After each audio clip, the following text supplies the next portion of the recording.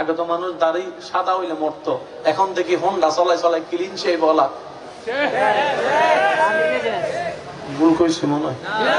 যারা হোন্ডা চালান এত আস্তে চালান, 80-90 স্পিড হইলো ডাইরেক্ট 200 মারবেন। হ্যাঁ ডাইরেক্ট 200, শুরু করবেন 200 দিয়া, শেষ যেখানে যাইয়া হয়। আপনি মরলে আপনার মা বাবার কি, আর আপনার মা বাপ কষ্ট হইলে আপনার কি? আপনি তো নিজে নিজে ডেলিভারি হয়ে নিজে নিজে বড় হয়ে গেছেন, পেশাব পায়খানা আপনার মাও পরিষ্কার করে নাই, আপনার খালাও পরিষ্কার করে নাই। আপনি মরলে তাদের কি? চিন্তা করার দরকার নাই। মা কানবো একদিন 2 দিন, তারপর চলে যাবো, শেষ।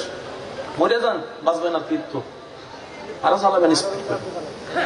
প্রত্যেকটা যুবককে বলি, স্পিড যখন বাড়াতে মন চাইবে, চোখটা বন্ধ করে নিজের মার চেহারাটা একটু স্মরণ করি, মার চেহারাটা একটু স্মরণ করি। স্পিড যখন কে যখন পাশে এসে বলবে পারবি, আমার লোকে রেস দিতে পারবি, মনে রাখবেন সে বন্ধু নয়, সে শয়তান। শয়তান তার উপর ভর করে আপনারে বুঝাইতেছে, পারবিনি পারবিনি পারবিনি পারবিনি পারবিনি। এটা কি বন্ধু না শয়তান বলেন তো?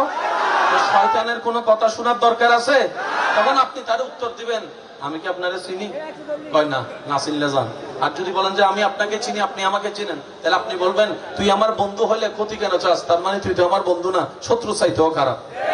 আমি যদি অ্যাক্সিডেন্ট করে পাটা ভাঙ্গি, বাথরুমে নেওয়ার জন্য তুই আসবি আমার কান্দা দিতে?